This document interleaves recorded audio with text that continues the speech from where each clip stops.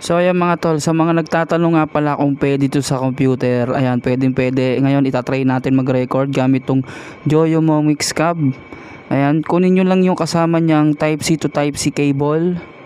Salpak nyo dyan. Tapos yung dulo, kung merong input ng type C sa mga laptop nyo, ayan, pwede. Kung wala naman, hanap lang kayo ng type A to type C.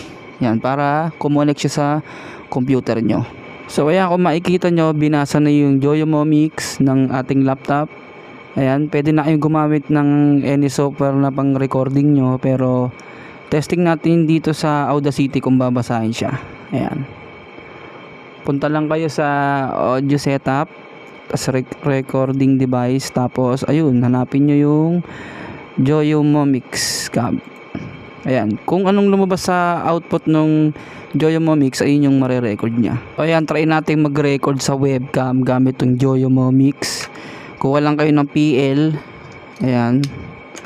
Tapos itong kabilang dulo, salpak nyo sa module ng drums nyo or gitara or mixer. Ayan, para masagap dito. Ayan, try natin kung maganda yung audio.